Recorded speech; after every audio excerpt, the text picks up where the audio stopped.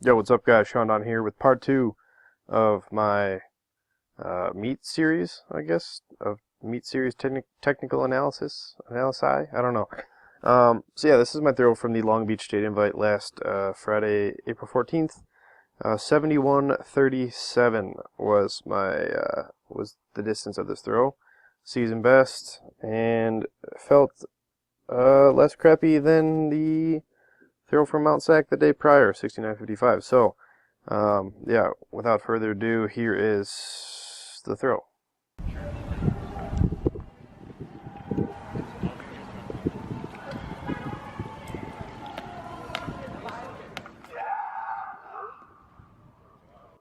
Alright, one more time. I like the rhythm of this throw a little bit better. The winds and everything just look smoother, and the overall acceleration, I think, is better than the throw from Mount Sac. So, starting with this throw with the winds, like I said, I'm trying to work on kind of keeping my hands up. It was nice to kind of review some film after the Mount Sac uh, competition to kind of make adjustments for the next day. So starting off, I just wanted to, I tried to relax my winds as much as possible. I felt like the day before I was trying to beat the piss out of the ball in the winds. So I just tried to relax as much as possible. Honestly, I kind of thought, I watched Dempsey McGuigan's throw from Mount Sac 70.55, and he's just so relaxed through his winds, so I kind of tried to emulate him. So Dempsey, if you're watching this, thanks for being a homie, and yeah, try to throw a little bit like you, and I guess it helped out. So nice and easy through the winds. You can see there wasn't this crazy herky-jerky motion through the hands as the ball comes back, because I'm not trying to accelerate the shit out of the ball on the first wind. And even here, hands aren't totally up, but still nice and relaxed. I'm thinking about trying to get the ball and feel a stretch kind of back to 180 almost behind me, or even like 90 out to the left. I just want to feel the ball out left around as it comes behind me. I want to feel the ball through the entire 360 degrees of these winds. And one more time, hands up just a little bit. I still think I could do a better job of it. About the same as yesterday, or as the day prior. Trying to keep the ball flat on this last wind, and it's a little bit better than it was the day before. And then coming through on the entry, just try to stay nice and long as possible. You can still see my head is peaking a little bit, but you can see my weight's just loaded more on my left side already throughout the entire throw. And I still kind of get that hip shift, but I guess that's, maybe it's natural, I don't know. I've yet to come to a conclusion on that, but you can still see my hips kind of shift back as the ball turns around, but I still feel like I set it up better. My head, like I said, my head's peaking, shoulders peaking a little bit, but as I let the ball come by, the right side's kind of turning into that left. I get up on that left toe, nice and solid, ball's out way long left. You can see how nice and relaxed my shoulder blades are. Flatter, much flatter orbit through one. Ball barely gets over the height of my head as it comes to the high point. And then, boom. Catch on one, pretty solid. I'd say that's once again about similar to yesterday, or the day prior, I should say. I don't know why I keep saying yesterday. I'm going to post these videos on the same day. But, yeah, just before 90 degrees, but you can see my catch position is much better.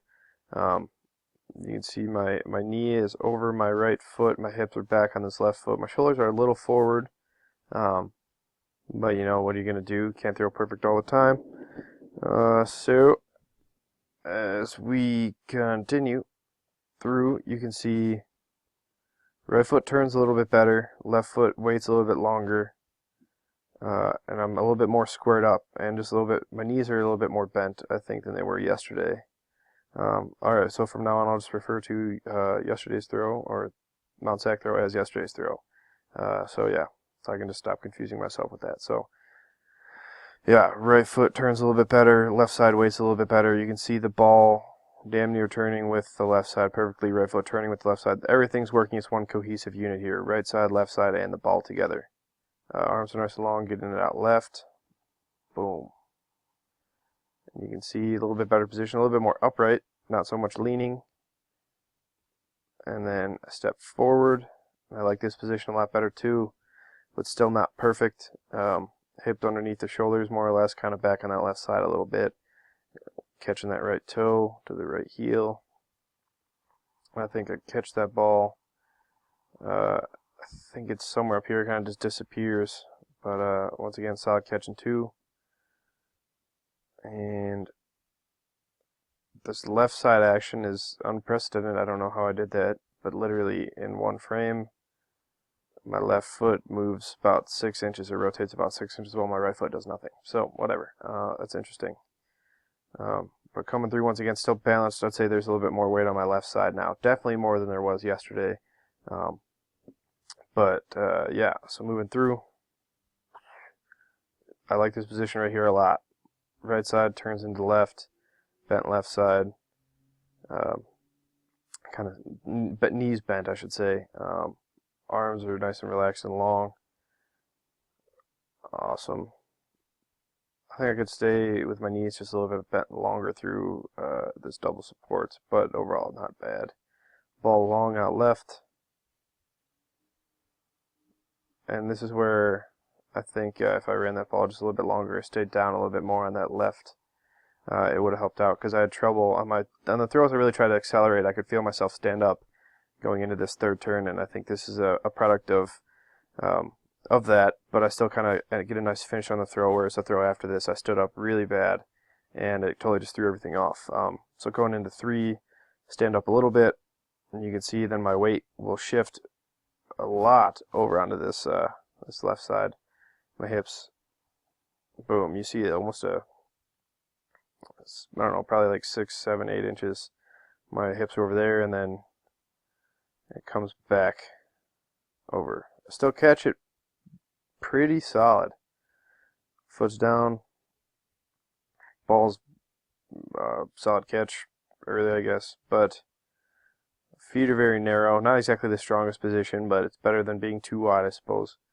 And coming through once again, very balanced. I guess I kind of foresaw that left side kind of standing up a little bit, so I adjusted for it, and I'm still pretty balanced.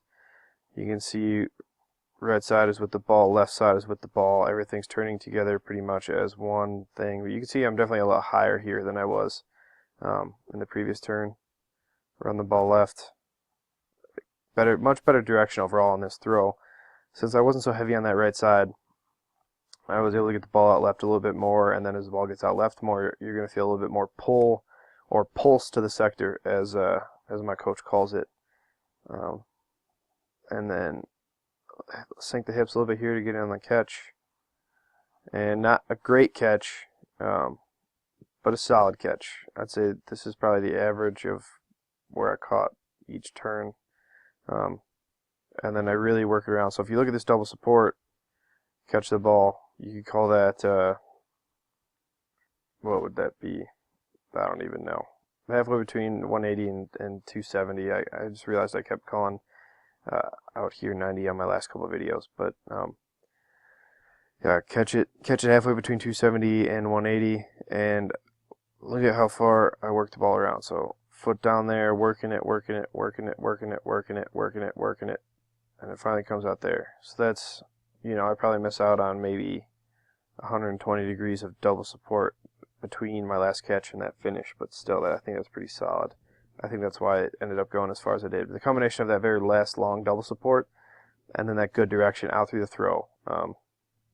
So on this catch, you can see I work it around my left side much better than I do in the Mount Sac throw. I'm still pulling the head, but my shoulders aren't so far back over this right side. And I kind of just a little stand up. This is something important here. Notice how my knees are bent through the delivery. Previously, like before I came to Minnesota, I always used to think about standing up as the ball hit zero, and that would kind of cause me to shank a lot of throws if I didn't time it up perfectly right. It would shoot off to the left sector. Whereas now I've kind of learned to finish on these bent legs, just working it through, and then just at the very last minute, I'll stand up just a little bit and finish it. Solid finish. I don't quite stick it, but with you can see I was kind of working on that left sector line. The direction was much better, so I kind of get thrown forward a little bit. As you can see, you got to kind of catch myself there. But yeah, so overall a much better throw. Definitely not perfect. I think I could keep the ball a little bit flatter still through the first couple turns, and then especially in the winds to help facilitate that. And then yeah, I think the right side turning into the left side throughout the whole throw is much better. The right side and left side of the ball, they all kind of move as one as opposed to one or the other. And then, like I said, direction and pulse was much better in this throw than in the Mount Sac throw. I think that is kind of what made the difference between 69 and 71. And yeah, so like I said, this is a step in the right direction for me. Technically, I learned how to compete a little bit differently, broke some habits that I felt like I carried on from last year. So yeah, this is a pretty solid throw for me. I think this is one of my top 6 or 7 throws ever. And I had a pretty consistent series. I think all my throws were over 69. Maybe I had one throw under 67, or at 67. But either way, a step in the right direction. Definitely felt some things different here than I did last year. I mean, just in this meet, I felt much more connected to the ball. Movements felt simpler, felt more efficient, and then I almost felt like I was breaking into that next gear, if you guys know what I'm talking about, where like you feel like you're trying to go as fast as you can. Oh, hey, and then all of a sudden you pop into that next gear, and then you get another couple feet or a couple meters on a throw. I felt like I was close to that here. I haven't really taken many throws with the 16 yet this season. I think I've only done 2 weeks of it over the past, what it'll be, 8 months now.